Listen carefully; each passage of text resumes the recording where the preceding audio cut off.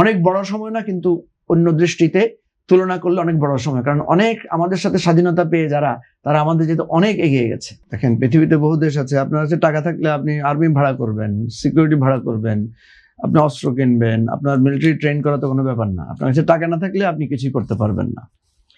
আমাদের ইকোনমি দুর্বল হওয়ার অন্যতম কারণ হচ্ছে আমাদের এখানে মানে দিনের পর দিন, যুগের পর যুগ ধরে এখানে করাপশন হয়েছে, এখানে রাজনৈতিক বিরোধ, এখানে ডেমোক্রেসি মানে ওইভাবেই প্র্যাকটিস আমরা করতে পারি নাই।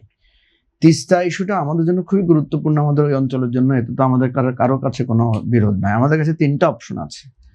একটা হচ্ছে ইন্ডিয়ার সাথে আমাদের প্রপার চুক্তিটা করা।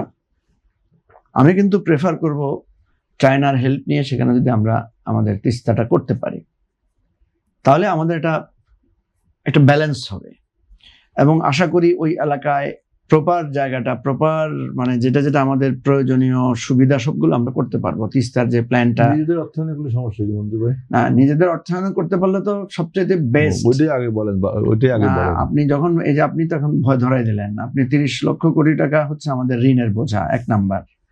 2 নাম্বার হচ্ছে যে আমরা অলরেডি IMF এর লোন ডিক্লাইন হয়েছে।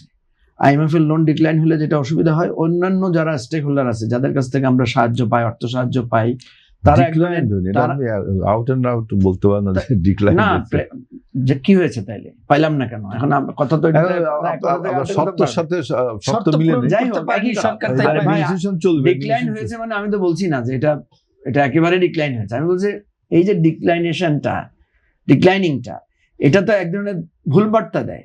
আমার অন্যান্য যারা মানে যাদের সাথে আমি ডিল করব, তাদের সাথে তো আমার মুখটা ছোট হয়। আমি আপনাকে করে বলছি না, এটা বিএনপির দোষও আমি বলছি না, আমি অ্যাজ এ হোল ইকোনমির কথাটা বলছি। ইকোনমি যখন উইক হয়ে যায়, ইকোনমি যখন পরনির্ভরশীল হয়ে যায়, ঋণ নির্ভর হয়ে যায়, দেখেন 9 লক্ষ কোটি টাকা বাজেটের কথা বিএনপি বলছে।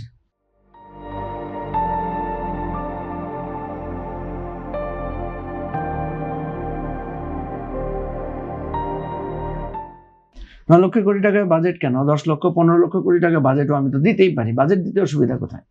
কিন্তু আমার কি এটা মনে পড়ে না যে আমার 94,000 কোটি টাকার ট্যাক্সই কালেকশন করতে পারে না আমাদের ট্যাক্সেশন ডিপার্টমেন্ট। 9 মাসে আমাদের এতটুকু ডেফিসিট, এতটুকু টাকা করতে পারি নাই। তাহলে আমি কোথেকে পূরণ করব? আমি লোন নিচ্ছি যে এই যে বিএনপির উপরে এখন এত বড় একটা বোঝা এসে চেপেছে, তাকে তো এই লোনটা শোধ করতে হবে। এই লোনের ইনস্টলমেন্ট ধরেন হয়ে গেছে, ম্যাচিউর হয়ে গেছে। সেই জায়গা থেকে আমি মনে করি যে আমি হেলাল ভাইয়ের সাথে দ্বিমত করছি না, যদি আমরা নিজেরা করতে পারি ওয়েল এন্ড গুড, চাইনিজদেরটা যদি করতে পারি ভালো। ইন্ডিয়ার সাথে এই চুক্তিটা আমি বেশি হোপফুল না, এই জন্য যে দেখেন এই কথাটা এখানেও আসছে যে এখানে এসে আপনার বলা হচ্ছে যে মমতা চায় নাই দেখি আমরা এটা সাইন করতে পারছি না। এটা তো ভাই একটা রাষ্ট্র টু রাষ্ট্রের ব্যাপার। আর এটা তো মাসুদ করিম ভাই খুব রাইটলি বলেছেন যে এটা আমাদের মানে প্রাপ্য, এটা আমাদের অধিকার। এটা আমি তো ইন্ডিয়ার কাছে কোনো করুণা চাচ্ছি না। এটা মমতার ব্যক্তিগত বিষয় না যে মমতা চাইলে দিবে, না চাইলে দিবে না। আমি মনে করি ওইবার এটা আমাদের সাথে একটা গেম খেলা হয়েছে যে মমতা আমরা তো দিতে চাই, মমতার জন্য পারতেছি না, ইত্যাদি ইত্যাদি। এনিওয়ে, আমি যেটা মনে করি, ভারত আমাদের সাথে এই বিমাতা সুলভ আচরণটা যদি বিএনপি এটা যদি প্রপারলি ডিল করতে পারে, ভারতের সাথে আমাদের মৌলিক সংকট কোথায়? 3টা মৌলিক সংকট। একটা হচ্ছে অসম বাণিজ্য, তাদের সাথে আমাদের এই অসম বাণিজ্যের বাধা দূর করা। চায়নার সাথেও আছে অসম বাণিজ্য। আচ্ছা, আমি ভারতেরটা বলতেছি, ইন্ডিয়ার সাথে, আমেরিকার সঙ্গে আছে। দ্বিতীয় হচ্ছে যে মানে ভারতের সাথে আমাদের প্রধান সংকট হচ্ছে পানির সংকট। ঠিক আছে, পানি ন্যায্যতার প্রশ্ন একটা, এটা আমাদের। তৃতীয় ছোট, যদিও তারও আগে বড় হচ্ছে, তৃতীয় ছোটটা হচ্ছে তারা সীমান্তে সবসময় আনরেস্ট করে রাখে। সীমান্তে সবসময় আমাদেরকে, যেমন ধরেন এটা কি হইতে পারে, ভারতের একজন দায়িত্বশীল মন্ত্রী বলছেন যে যেখানে কাঁটাতার নাই সেখানে আমরা কুমির এবং সাপ ছেড়ে দিব। এটা আপনি বলেন, এটা কোনো মানে কতটুকু অপমানজনক এবং কতটুকু মানে বাংলাদেশের মানুষের প্রতি মানে তার যে ঘৃণার প্রকাশ, এটা বা তুচ্ছতাচ্ছিল্যের প্রকাশ। তারপরে হলো যেটা ভারতের প্রতি আমাদের সিরিয়াস লেভেলের মানে অসুবিধা, সেটা হচ্ছে ভারত সবসময় এখানে এক ধরনের সংখ্যালঘু গেম খেলে, সবসময় এক ধরনের উত্তেজনাপূর্ণ ছড়িয়ে দেওয়ার চেষ্টা করে, ভারতের ইস্যু বাংলাদেশের দিকে ঠেলে দেওয়ার চেষ্টা করে। এখন ভারত যে জিনিসটা শুরু করেছে সেটা হচ্ছে আমাদের এখানে তথাকথিত বাংলাদেশি বাঙালি বলে লোকদেরকে তারা পুশিং করতে যাচ্ছে বিভিন্নভাবে। তো সুতরাং আমি যেটা মনে করি, ইন্ডিয়ার সাথে আমাদের এই যে পার্মানেন্ট ক্রাইসিস গুলো, এটা কংগ্রেসও সেটেল করে নাই, বিজেপিও সেটেল করে নাই, বিভিন্নভাবে তারা এই জিনিসগুলো খেলে যাচ্ছে।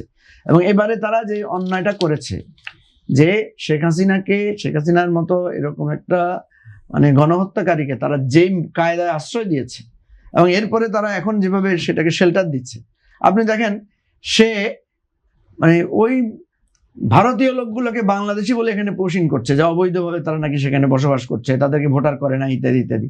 তো এতগুলো আওয়ামী লীগ যখন যে পালায় আছে, খুনি মানে চোর বা আমাদের এখান থেকে যে টাকা লুটপাট করে গেছে, ওদেরকে তো পাঠাচ্ছে না, ওরা তো অবৈধভাবে সেখানে অবস্থান করছে। ওদের বহু লোক তো সেখানে ভিসা ছাড়াই গিয়েছে, ওদেরকে পুশিং করে না কেন? ওদেরকে পুশিং করে আমাদের পুলিশের হাতে দেয়। তো এই জায়গাটা থেকে আমি ভারতের সাথে সম্পর্ক অবনতির কথা বলছি না, আমি বলছি যে ন্যায্যতার ভিত্তিতে আমাদের সম্পর্কটা হওয়া উচিত। আরেকটা প্রবণতা আমাদের দেশেও আছে, সেটা হচ্ছে অযথা ভারত মানে বিরোধিতার নামে আমাদের এখানে হয় কি, ওই যে একজন বিখ্যাত মানে দার্শনিক বলেছিলেন যে আমাদের এখানে ভোট পাইতে হলে ভারত বিরোধী হতে হয়, আর ক্ষমতায় টিকে থাকার জন্য মানে ক্ষমতায় আসার জন্য অ্যান্টি ইন্ডিয়ান, আর ক্ষমতায় আসার পরে প্রো ইন্ডিয়ান তোষণ নীতি করা, যেটার ব্যাপারে এখনই বিএনপির একটা সমালোচনা শুরু হয়েছে যে বিএনপি একটু প্রো ইন্ডিয়ান মুভ নিচ্ছে। ভাই, আপনার অ্যান্টি ইন্ডিয়ান মুভ নেওয়ারও দরকার কি, আর প্রো ইন্ডিয়ান হওয়ার দরকার কি? আমরা কেন জাস্টিফাইড হতে পারি না? আমাদের চাইতে দুর্বল রাষ্ট্র পৃথিবীতে আছে না? আমরা তো ভাই জনবলে তো অন্তত শক্তিশালী আছি। আমাদের তো কৃষির জায়গা থেকে তো আমরা স্বয়ংসম্পূর্ণ আছি। বাংলাদেশ তো অন্তত এখনো আমাদেরকে না খেয়ে মরার মতো অবস্থা হয় না। আপনি বলছিলেন যে অযথা ভারত বিরোধিতা করে, কারা বাংলাদেশে অযথা ভারত বিরোধিতা করে? না, আমি কারা করে এটা বলি না, আমি অযথা ভারত বিরোধিতা। সে ফর এক্সাম্পল, আমাকে একবার আমরা যখন নতুন দল করি, আমাদেরকে আমার সাথে কোনো একটা পার্টিতে হয়তো একজন ইন্ডিয়ান ডিপ্লোম্যাটের সাথে দেখা হয়েছে। সে বললো যে ভাই, আপনারা কি ইন্ডিয়ার ব্যাপারে আপনাদের মনোভাব কি?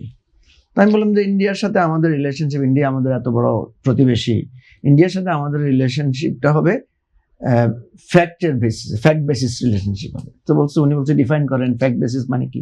আমি বললাম দেখেন, আপনি আমাকে পানি দিচ্ছেন না, ন্যায্যতা এটা আমি ইন্ডিয়ার এটার ব্যাপারে আমি কথা বলবো, আপনি অন্যায় করছেন, আপনি আমার সীমান্তের লোক মারছেন, এটা ফ্যাক্ট, আমি আপনাকে এটা নিয়ে ধরবো। আপনি আমার বাণিজ্য অসমতা আছে, এটা নিয়ে করবো। আপনি আমাকে পলিটিক্যালি নানা ইস্যুতে করছেন, এটা ধরবো। কিন্তু ধরেন বিডিআর হত্যাকাণ্ডে ইন্ডিয়ার হাত আছে কিনা, আমার কাছে কোনো ডকুমেন্টারি এভিডেন্স নাই, আমি এটাকে একটা রেটরিক আকারে বলবো না, ঠিক আছে? আমার সামরিক গোয়েন্দা অফিসের মধ্যে রয়ের অফিস আছে, এটা আমার কাছে যদি কোনো ডকুমেন্টারি এভিডেন্স না থাকে, আমি অযথা এটা বলবো না। আমি মাসুদ করিম ভাই রয়ের এজেন্ট কিনা আমি জানি না, আমি আন্দাজে বলে দিলাম উনি যুগান্তরে চাকরি করে, উনি মানে রয়ের এজেন্ট, ঠিক আছে? এখন মনে হয় যুগান্তরে চাকরি ছেড়ে দিচ্ছেন নাকি? আছে, এখন আপনি দেখবেন আমাদের এখানে অজস্র রয়ের এজেন্ট বলে বলা, অমুককে রয়ের এজেন্ট, অমুক রয়ের এজেন্ট, এই ধরনের কথা। আপনাকে এক সময় বলা হতো, একটা সময় একটা ভিডিওতে দেখেছি যে আপনি রয়ের এজেন্ট বলা হতো। আমি এই জন্য ইন্ডিয়ান ডিপ্লোম্যাটদেরকে বলি যে তোমরা বাংলাদেশে প্রচুর পরিমাণে পয়সা মারো, কারণ এত এজেন্ট দেখি, এত এজেন্ট পোষো কিভাবে তোমরা? তোমরা এগুলো নিশ্চয়ই পয়সা খাও। এখন কথা হচ্ছে যে দেখেন, এই ভারতের সাথে আমাদের সম্পর্কের এই জায়গাটায় কোনো না কোনো সরকারকে বা কোনো রাজনৈতিক দলকে একটা জায়গায় এসে দাঁড়াতে হবে। ইন্ডিয়াকেও বলতে হবে, ভাই তুমি এই শেখ হাসিনা কেন্দ্রিক বা আওয়ামী লীগ কেন্দ্রিক তোমাদের এই পররাষ্ট্রনীতি বাদ দাও। দেখেন এইবারে আপনি যদি দেখেন, শেখ হাসিনা যে এত অন্ধভাবে ইন্ডিয়ার দালালি করেছে, পার্সোনালি তো সে লাভবান হয়েছে, তার তো একটা পালানোর জায়গা সে নিশ্চিত করতে পেরেছে। এটা অনেকে অ্যাপারেন্টলি মনে করবে যে ঠিক আছে। আবার আপনি যদি অন্য দিক দিয়ে দেখেন, শেখ হাসিনা এত জনপ্রিয় হয়েছে, এত মানে জনবিচ্ছিন্নতা হয়েছে কিসের জন্য? শুধু অন্ধভাবে ভারত প্রেমের জন্য। কারণ দেখেন, আওয়ামী লীগের এমপিরা মন্ত্রীরা বলতেছে ভারতের কাছে যে আমাদেরকে কি করবেন, রক্ষা করবেন, কি যেন বলেছে। তারপরে বলেছে যে মানে ইন্ডিয়া আমাদের সাথে আছে, আমাদের আর কিছুর দরকার নাই। এই যে প্রবণতা, এই জিনিসগুলো সকলের বোধোদয় হইতে হবে। ভাই 50-55 বছর একটা রাষ্ট্রের জন্য অনেক বড় সময় না, কিন্তু অন্য দৃষ্টিতে তুলনা করলে অনেক বড় সময়। কারণ অনেক আমাদের সাথে স্বাধীনতা পেয়ে তারা আমাদের যেহেতু অনেক এগিয়ে গেছে। সুতরাং আমাদেরকে বুঝতে হবে যে এই জায়গায় রিয়েলাইজেশন দরকার আছে। আমাদের ভারতের সাথে, চায়নার সাথে, আমেরিকার সাথে, আরো অন্যান্য আমাদের যারা বন্ধু প্রতিম দেশ আছে, আমাদের উন্নয়ন সহযোগী আছে, তাদের বিষয়টাতে এই মানে জাস্টিফিকেশনের আমরা ভিত্তিতে একবার শেষ relationship পর্যন্ত